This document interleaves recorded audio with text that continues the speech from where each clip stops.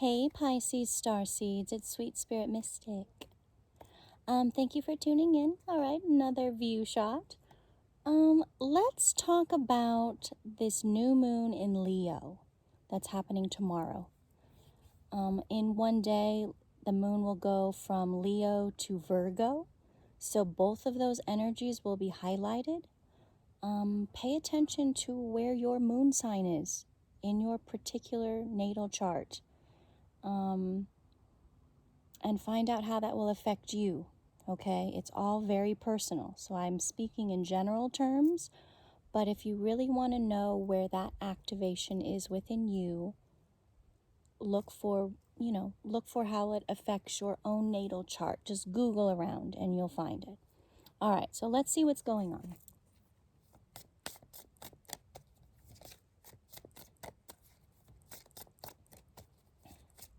And prepare for, we've got the Emperor and the Knight of Swords. So it's quick moving energy. The Emperor is dynamic energy, okay? So I will read that card, both of those cards, again from this particular deck because it's an important message that is worth repeating, okay? And how I'm feeling it right now, it's about self-control. There will be things, people, feelings, situations that will cause an emotional response within you. But this is where you show your own self-control, to not allow yourself to succumb to your past tendencies. Because no, we're always faced with a choice every day. How will we behave in a certain circumstance? And we get to choose that. We're not blaming, oh, well, they did that, and that's why I'm doing, no. You choose how you feel and how you respond, how you react, how you match energy or not, okay? Because it's really easy to go to our tendency. I always do this. But if we keep doing what we're always doing, guess what? We're not growing, we're not evolving, which means we get to do the same thing again in a next life or in this life, repeated. So if you don't like where you are, this is your opportunity to change that, okay? All right, at the bottom right here, we have strife. It's the 5 of Wands. It's about, fighting back, choosing a new way, a different way.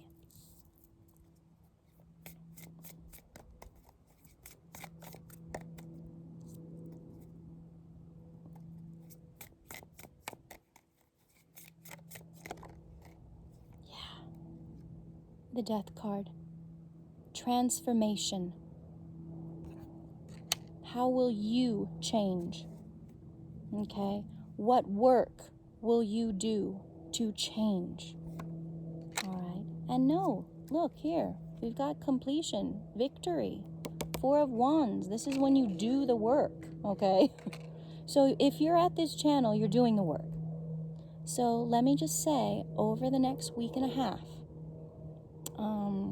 I think the 21st is a pinnacle. The 24th will be the end. The energy will shift again into the 30th and the 31st. And you'll feel the change. So this is the time now, over this next week and a half, to mind your thoughts. Pay attention to what triggers you, to what makes you angry, because there will be instances that will want to draw that out of you, to help you choose. Will you revert back to past patterns of behavior, or will you choose differently? Okay. All right, so the Hermit is here. Okay.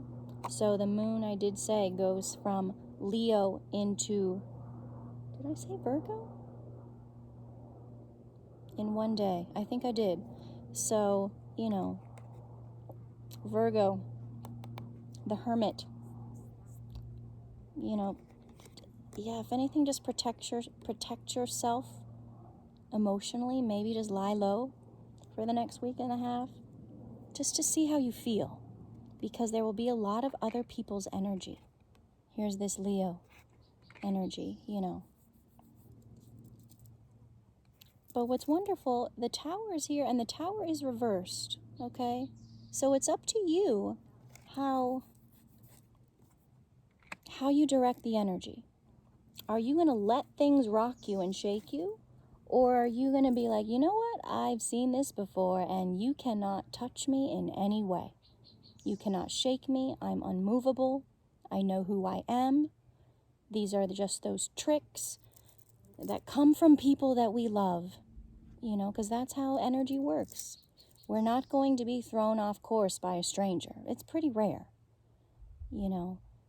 It's the people that we love the most that can tear our hearts to bits. Okay, 606. All right, you know what? Actually, I've read The Prince of Swords and the Emperor the past few days. So let's go to this Death card. I want you to hear that message, because this is a transformation time. And you get to choose. All right? It's all on you.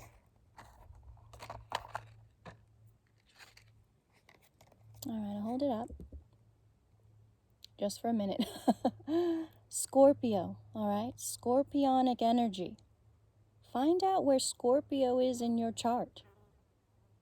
See where, you know, that energy affects you the most, okay? All right, so here we go.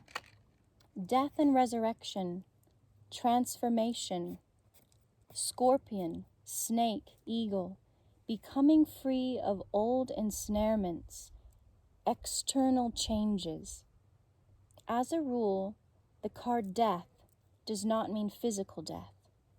It generally points to radical external transformation.